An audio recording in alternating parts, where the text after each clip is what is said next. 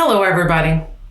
I am the proactive caregiver, and I specialize in educating others on how to be proactive by empowering you, the caregiver, because if you cannot take care of yourself, then you cannot take care of your loved ones.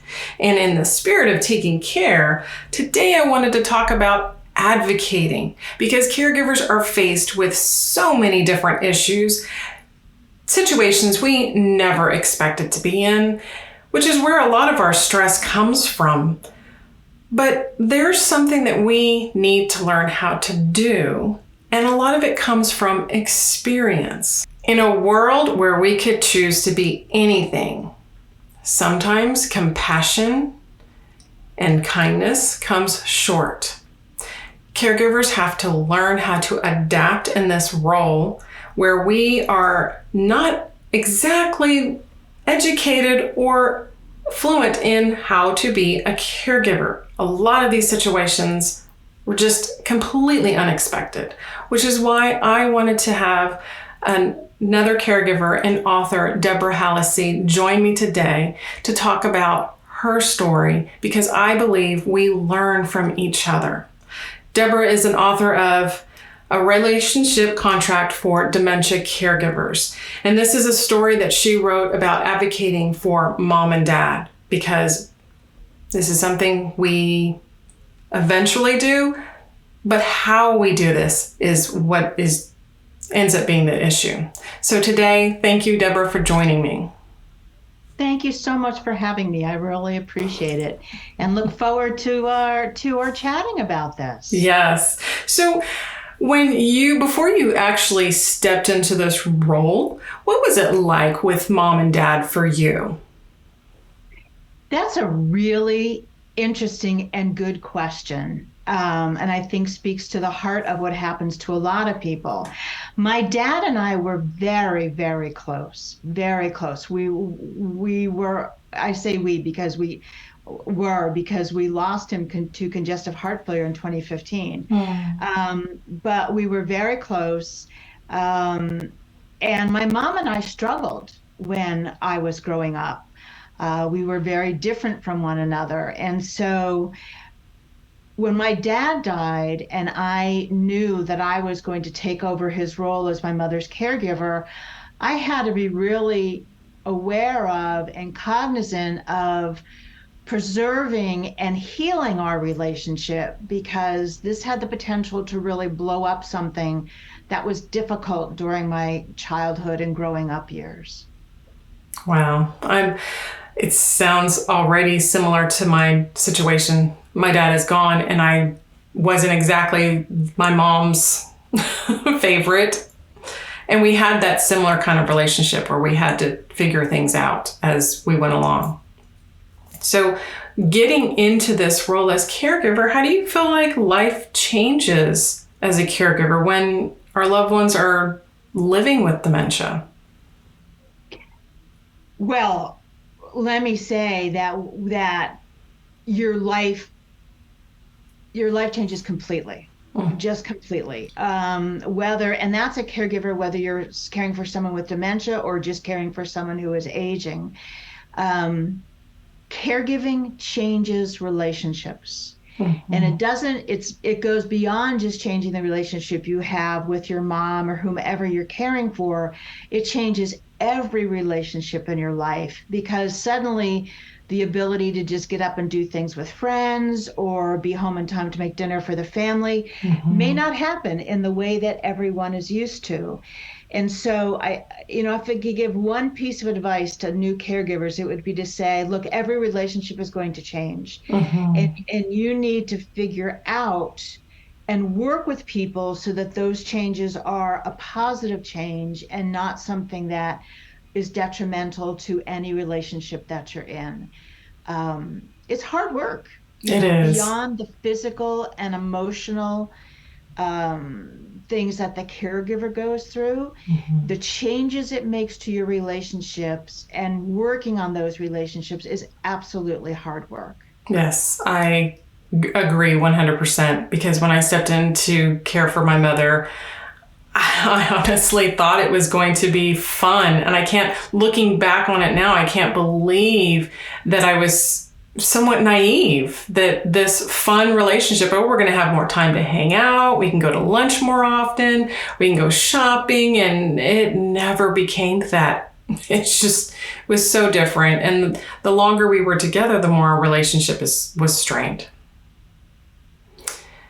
Yeah, it's interesting because I was very fortunate in that my mom was willing to make changes, and becoming her caregiver actually healed our relationship.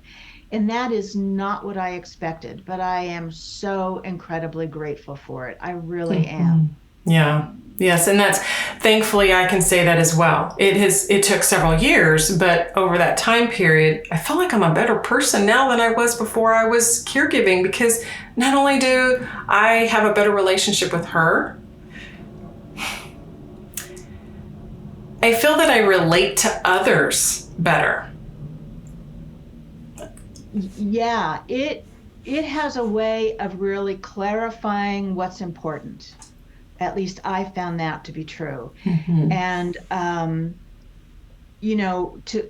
a caregiver requires emotional intelligence and empathy. And those are skills you can learn. And those are skills you can apply to people that maybe you never did apply to them before. But I agree 100% that caregiving changes you. It does. Caregiving changes you in a hopefully a good way, like you and I experienced. Right. And I understand not everybody experiences that, because everybody comes from a different background and different relationships to begin with. So the fact that it changes eventually, it's really tricky, So what kind of changes did you possibly notice before caregiving, and then stepping in with your parents and then becoming their advocate? What kind of changes did you notice along the way with that transition? One of the changes I noticed is that I went from resentment to acceptance, right? Like when my dad was in the hospital and I didn't think he was coming home. So in the hospital in November of 2014 for 2 weeks, and I moved in with my mom to be her caregiver, continued to work, go into the hospital to make sure I knew what the doctors were doing and staying on top of that. And I can remember laying in bed at night and thinking, where do I start? And then the other thought was, I don't want to have to do this. And the I don't want to have to do this came as much from I didn't want my dad to die as it came from I'm not ready to take on what will really mean uprooting my life. And I kind of had a glimpse of that because I saw how my dad, as my mother's caregiver, his life changed so drastically. It really did. Not only to become responsible for more and more things around the house, but he became more and more responsible for more and more things for mom, both physically. So in the very beginning, it was, I'm not ready for this, and resentful. And then I became to realize that how much my life was going to change. I'll give you a quick story. Sure. I had plans to go to Atlantic City for a couple days with friends, and when I was not with my mother, she had 24/7 live-in care because she was legally blind, and her caregiver had to go to the doctor Monday morning, but she said I'll be back by 11, and my mom could be left alone for a little bit. So about 10 o'clock I left, and I was literally sitting in the driveway about to drop my dog off for where he was going to stay, and I get a phone call from the caregiver, and she says, the doctor's admitting me. And I was like, seriously? Seriously. So the first thing I did was hang up the phone. I called my friends and said, I can't go. And thank God they had both been caregivers, so they got it. They're like, don't worry, do what you need to do. I called the daycare and said, I'm sitting in your driveway, but I'm not bringing Josh in. And then I went home and packed additional clothes because I hadn't planned on it. And it was really on that drive back to my mother's house, because I lived about an hour away, that I thought, I'm really angry and frustrated. But I can't go in with that attitude because mom's going to feel bad enough already and feel like she's a burden. So I Right. had to come to the acceptance that things were going to happen and that I really could choose my attitude Hmm. about that event. I could be Right. snarly about it, or I could just say, this is what it is. And then as we grew together as a as a team, my mom and I became a team. And honest to God, the first time that that happened came when my dad was in the hospital. I taught the book's name has the word contract in it Mm-hmm. because I think every relationship is a contract and Yes. that you need to renegotiate how you're going to be in relationship together when you become a caregiver. Right. And my mom and dad had this contract where at night daddy would put her eye drops in, take her sugar to make sure she didn't need anything, bring the toothbrush and toothpaste from the bathroom to the kitchen so she could sit down and brush her teeth, then go in the bedroom, shut down the blinds, turn in the bed, give her cold water and her clothes. And every night my head would explode at Mm. all I had to do before I could go to bed. And so one day I said to Mom, I'm really exhausted. We need to change something in this routine. Where can we put the toothbrush and the toothpaste in the kitchen so you can get it while I'm in the bedroom? Mm-hmm. And at first it was no, no, no, but we negotiated and she picked a drawer. And ever after that, she got that out while I did other things. And it Nice. was the first time I asked her to change the contract with my dad. And it's the first time I set a boundary. And it's the first time I felt heard and validated as a caregiver. Mm. And that was this huge aha moment for me about I can't be the caregiver for my mother that my father was because my life is different. And Right. we need together to figure out what that's going to look like for us. That's amazing. I love the way you put it that way with relationships being a contract because I think about it from the accountant side of it and the business side of everything that a contract is something that you just follow. There are no emotions in it. It's dictating what is to be done and what are the expectations. But when we have our relationships, there's all sorts of expectations, and that's where betrayal comes in and the resentment because as things don't happen the way we expect them to, or we did expect it, we just weren't ready for it just yet. These changes that take place don't help us. And so thinking about it that way, that it's a contract, it's just a matter of fact. I think that's what helped me evolve. I never understood it and saw it that way, but I think the objectivity of this is this, that is that, this is that time of day, this is the routine, this is the outcome. It makes it so much easier and it helps. Not all of the stress is gone. There's always going to be stress, but it does help reduce a lot of it. That's a It wonderful way to does. look at it. Yeah, it does. It's because you don't even realize that there's contract based on your years together of how you've been in relationship. It's Right. all unspoken. And when you step into a contract that other people had, you really have to figure out, does this work for me? I will just say really quickly that the best way I can explain it is think about a couple where one of them has lost weight, a significant amount of weight. Mm-hmm. And then the way they've been in relationship together was to go to dinner 3 nights a week Mm-hmm. and to go to the movies and get popcorn and candy. And all of a sudden, the other person sets this boundary that says, no, I don't want to go to eat that often. Or Right. no, I don't want to go to the movies because it puts the weight loss in jeopardy. Well, Mm-hmm. now all of a sudden you've changed the way you're in relationship. If you don't think about it logically and as that, then you make these changes and the other person's blindsided and you never get to the conversation. Right. And for me, it's all about the conversation. Mm-hmm. Absolutely. Because the other side of this is what I've noticed is the relationship that I stepped into, and you and I both, as daughters, we had that contract as a daughter. And trying to adapt that to the caregiver, wow, it's taken me time. I've gone through a range of emotions. I'm still going through them. But this different contract of, okay, now I have to set boundaries and now I have to make it clear to you that this type of behavior upsets me or hurts my feelings. This is where I have to step away because I need a breather. This is where that's a whole another territory when it comes to this contractual relationship.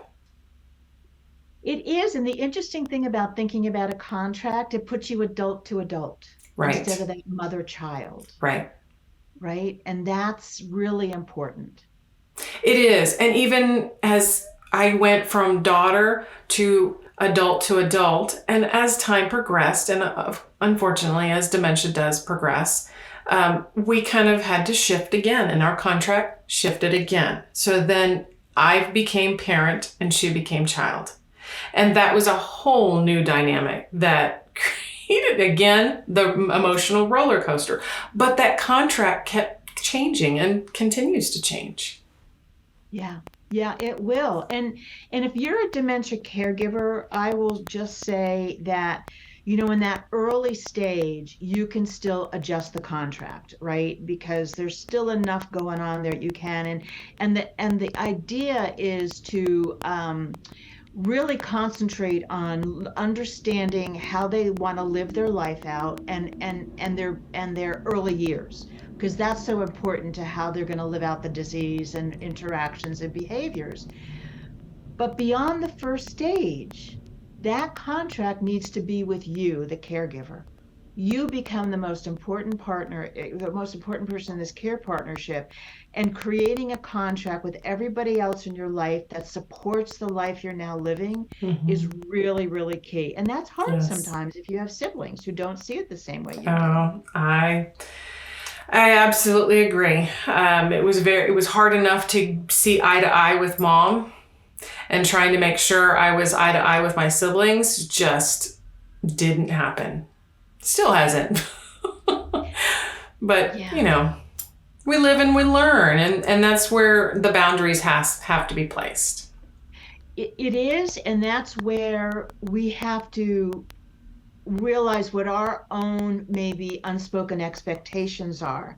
One of the things that I say all the time in presentations and working with clients with siblings is I don't care if it's just 2 siblings or 10.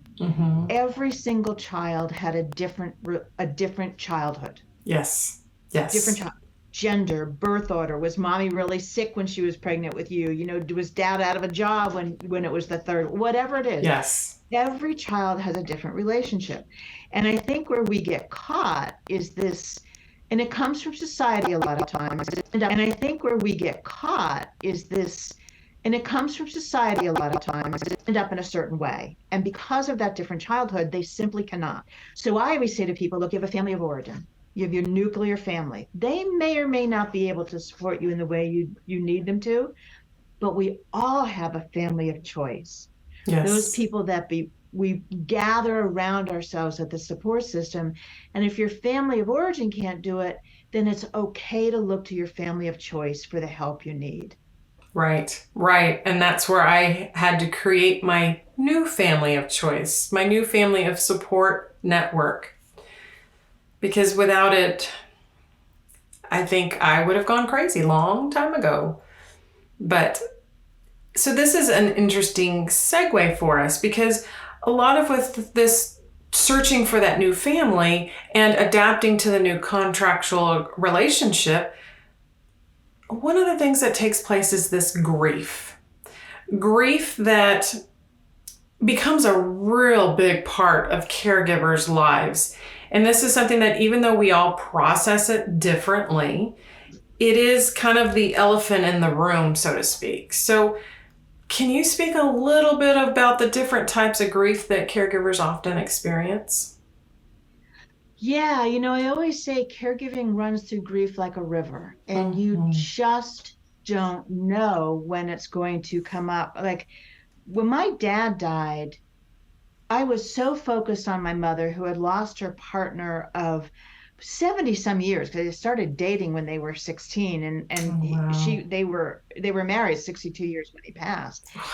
That I was so focused on her that I never got to grieve my father. And it was about 3 months after he died, and I walked into a Hallmark card, and I burst into tears because I thought, I will never buy him another card. Yeah. And I walked right out. And you have to let the emotion come up and just feel it before, so you can get to the other side. But there's two definite types of grief that we don't often talk about. Grief when somebody dies, society is like, oh yes, I'm so sorry, you get all the support you need. Right. But during caregiving, there is ambiguous grief.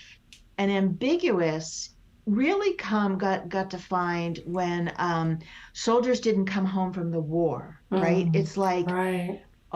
like all of a sudden they're gone and you don't know what really happened to them. And then for dementia caregiver, the person you know is gone and you don't know what happened, but they're still in front of you. Right. So that grief, that ambiguous grief of where'd they go, where are they, is so awful. And then there's anticipatory grief. And the anticipatory grief is at the loss of the person as they were. It could be the loss of your life as you know it. It could be the loss of financial stability.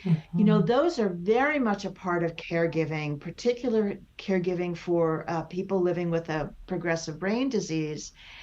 But there's a third one I discovered, and the third one is really interesting. It normally appears after someone passes, and the caregiver no longer is in that role. And I actually hit it when my mom moved from our family home into the assisted living. And that's called grief relief. And that is the Right. grief you feel when the person dies, or the grief I felt out of moving my mom out of her family home. But at the same time, the relief I felt that I was no longer 100% responsible for her. And in that grief relief, there's really guilt as well. Yes.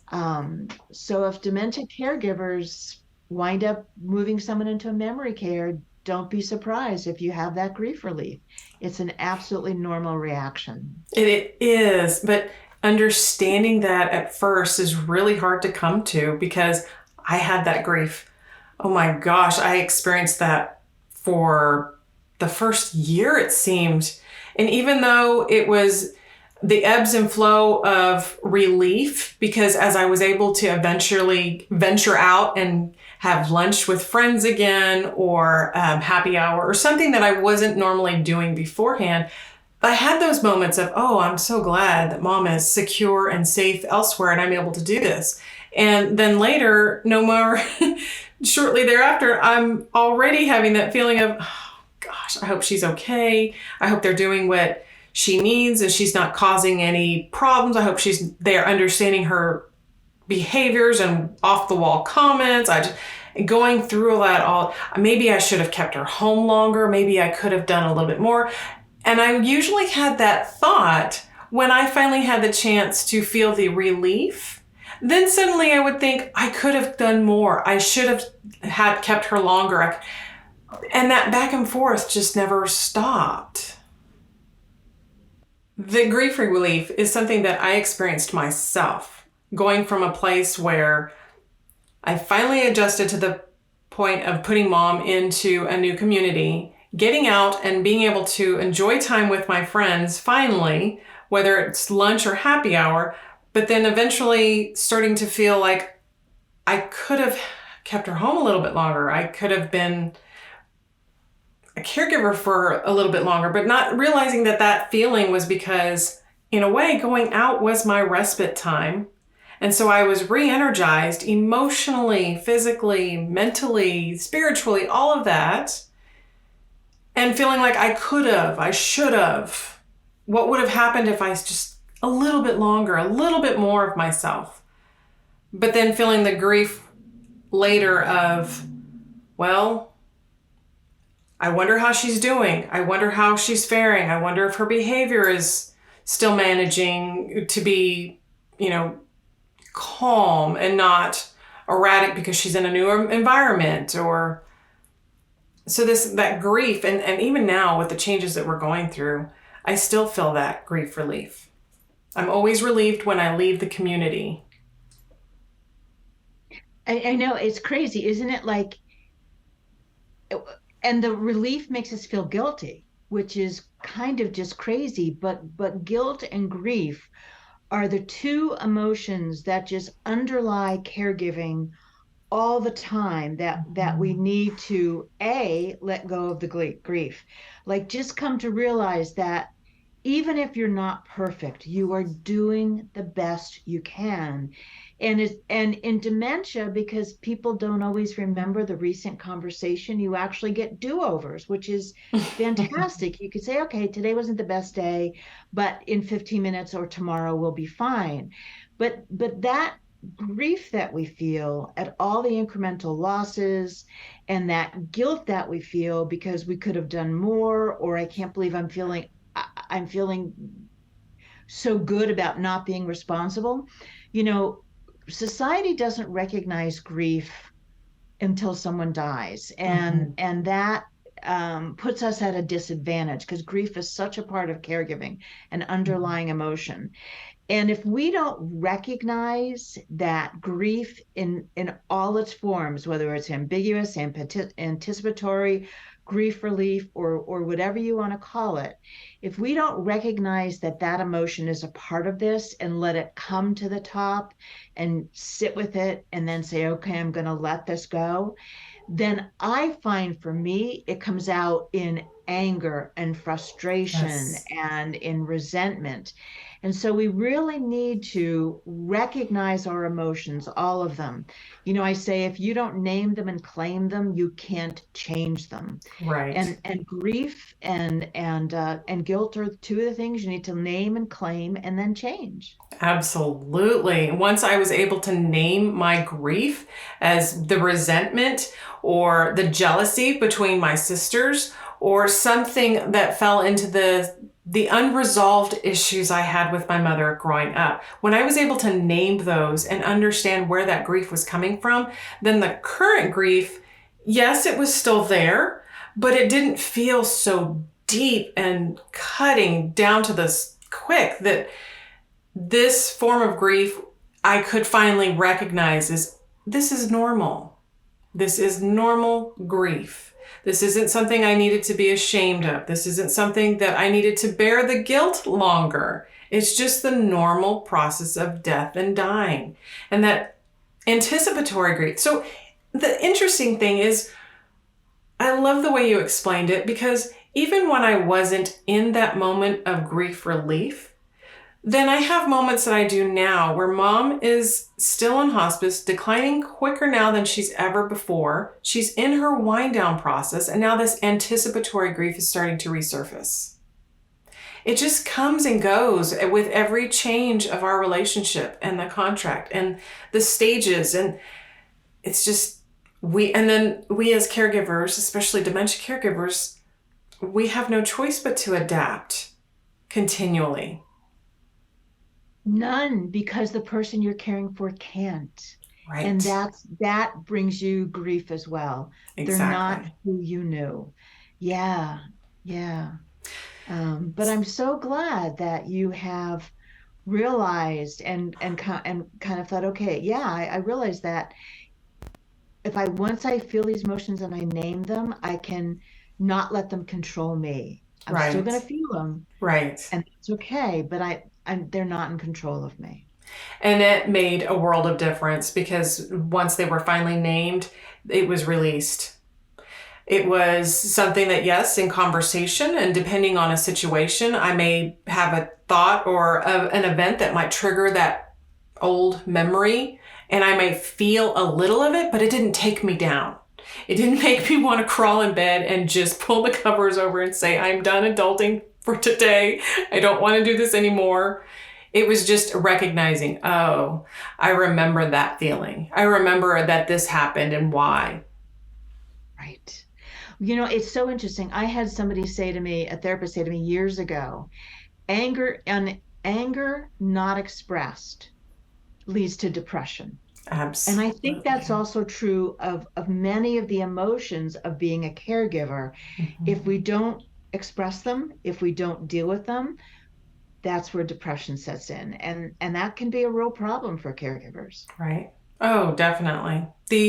Especially if you were taught to keep your mouth shut or respect your elders and don't speak back to me. Expressing is tricky because now you have to learn how to express, but not come across offensive or not to trigger them or upset them in a way, because that's what I learned eventually. It's not what I say to her that upsets her. It's the emotion that she remembers. And I didn't want her to identify me with someone that upsets her when those memories of hers were just fleeting and our time together was fleeting. I wanted her to always see me and remember me as, oh, that's the woman I play games with. That's the one I have fun with in the afternoons, as opposed to that's the woman that keeps telling me what I'm not doing right, or stop this or stop that, or take this.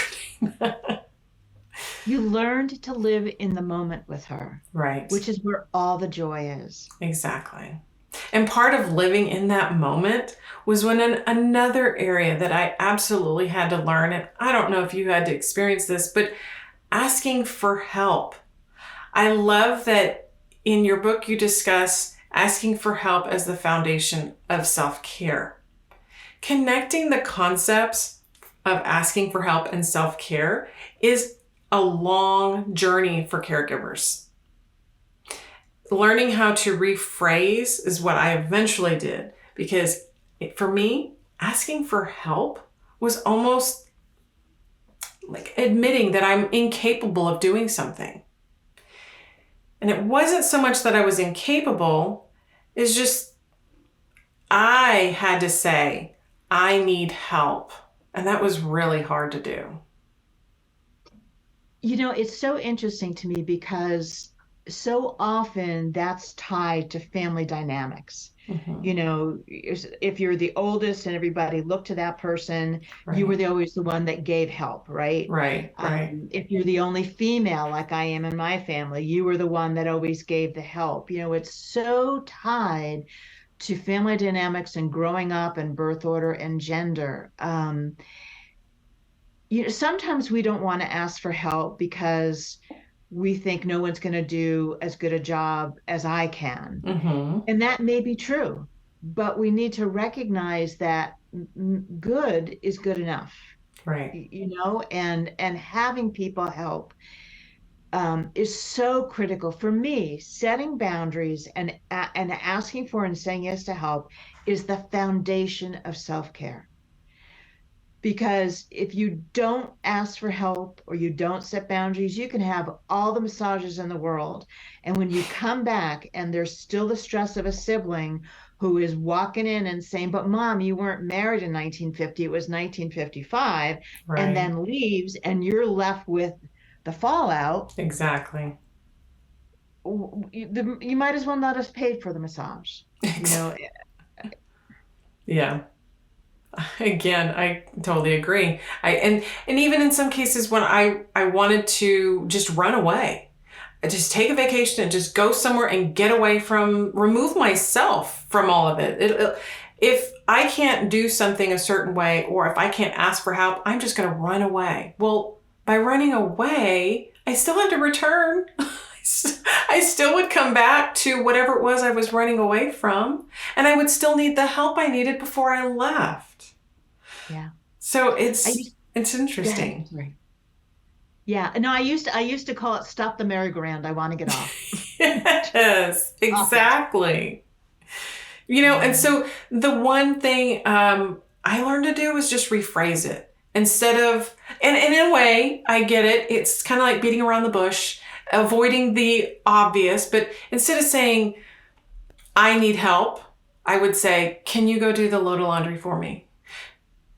Do you mind if you mow the yard instead?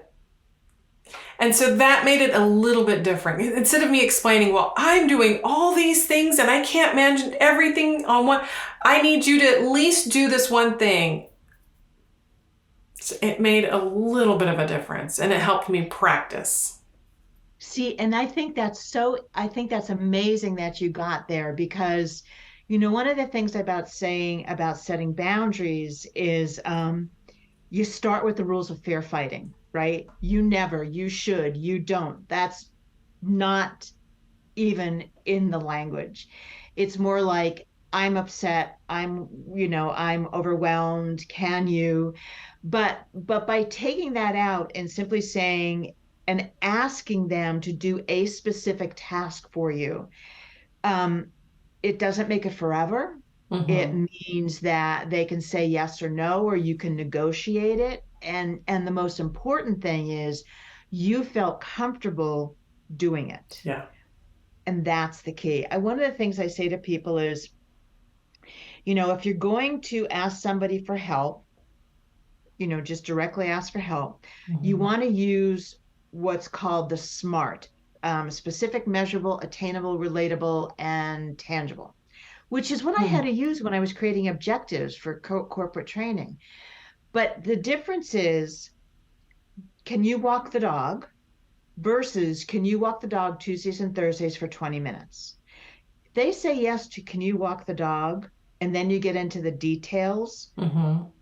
It's hard for them to say, no, I can't do it. So they might do it once and that's it. But if Right. you get all the details, then you have the opportunity to negotiate and say, okay, well, maybe you can't do it from between 5 and 7, but how about between 6 and 7:30, whatever that is. The other thing I did learn, and I thank my cousin for this, is when you're asking for help, be aware of the reaction of the other person. When my dad was in the hospital, my cousin called and Mm. said, what can I do to help? And I said, oh, could you go to the hospital at lunchtime? Because then I can come home and help mom. And she's like, okay. And I went, wait a minute. It doesn't sound like that's thrilling you. And she said, well, to tell you the truth, once my dad had cancer and I had to go see him in the hospital all the time, really don't like hospitals. I'm like, Mm-hmm. okay, no problem. Can you come be with mom and I'll go back to the hospital? Yes. Nice. So playing to their strengths is also really important, and understanding what their boundaries might be. Absolutely. And that made for a very nice trade-off. And that's what it comes down to, which means this learning how to evolve in this changing contract, these contractual relationship, is remembering that we can continue to negotiate and renegotiate the contracts. Yeah. Yeah. And you know what? It takes self awareness and Mm-hmm. it takes hard work. Yes. And I always say, I call it my inner 8-year-old, right? Like if somebody does something and I have this like reaction, Yep. I've got to take a step back and say, okay, is this a request that they've made at me that is unreasonable? Is this a request that I can say, no, but no, I can't do it, but let's have the neighbor? Right. Or is this my inner 8-year-old reacting to being 8? Because that's on me and I can't do that. That is so true. And that's absolutely the awareness. And that's what helps with that grief relief and being able to name things. Because once you name things, then other areas start to be a little bit more clear. And understanding that, see, I always say I have many different parts of me. I name them out. I have my runaway. I have my people pleaser. I have my judger. I have my doer part, and all these parts that I'm able to name. And so now I'm saying, which one is reacting to that person? Which one is reacting to this behavior? Which one is reacting to mom or to a stranger in the grocery store? Which one is that? And is it reasonable? Okay. Is it not? Well, maybe that's my indication that it's time for some more self-care. Oh, I love that. I love that you've kind of named all of your different pieces and can recognize, the characteristics of those.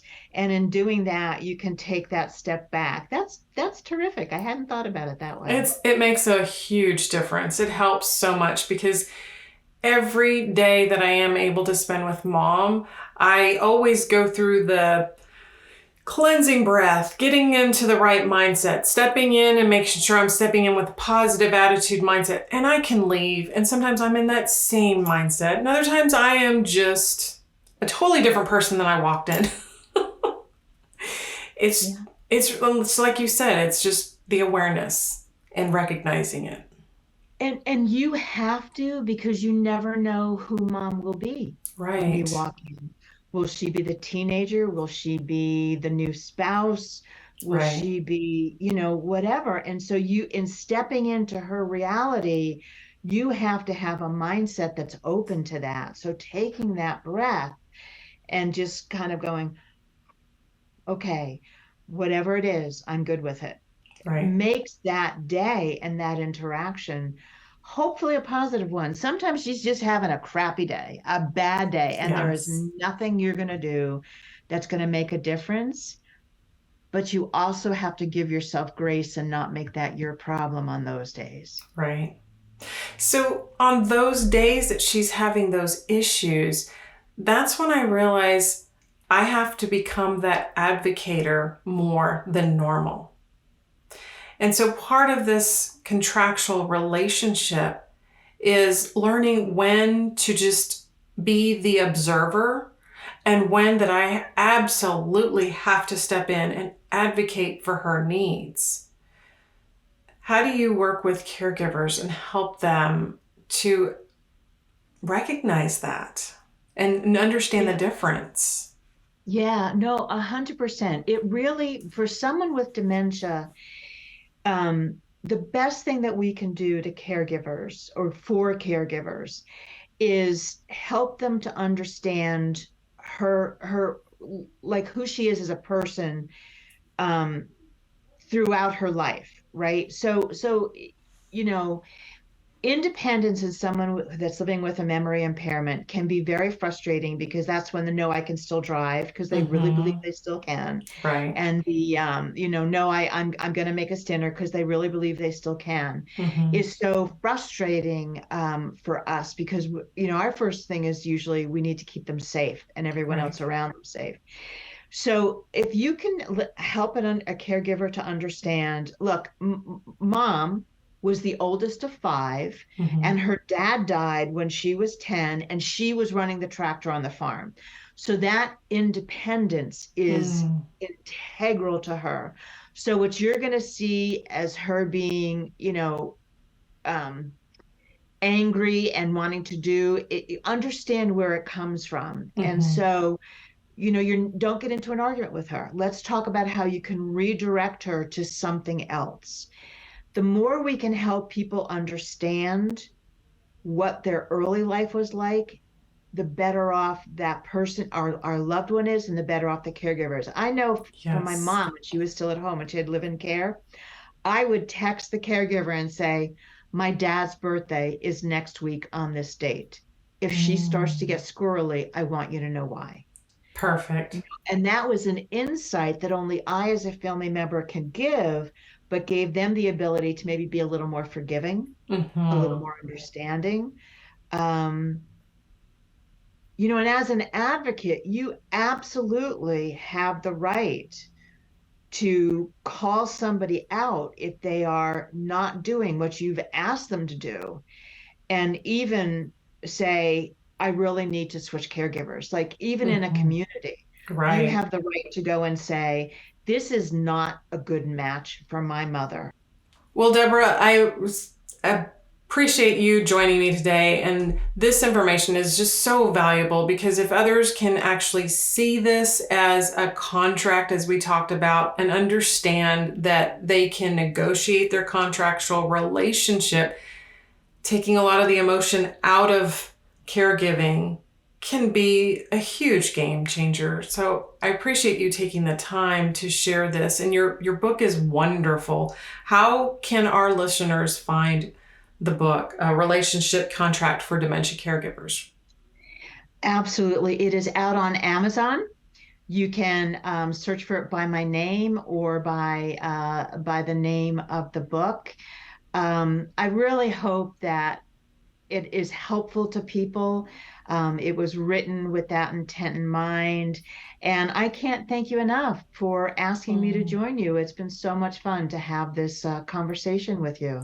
It has. And I just want to say it is another one of those universal things where God joined our paths. And ironically, the way we met each other and realized right away as from one caregiver to another that this conversation needed to happen. So I'm so glad you took the time to chat with me today. And I believe that we can help other caregivers one story at a time. Yes, and thank you for letting me share my story. Absolutely. So I hope this gave you more food for thought. You can find more information about this in the partner blog on www.proactivecaregiver.com. And until next time, ladies and gentlemen, be proactive. Take care, everybody.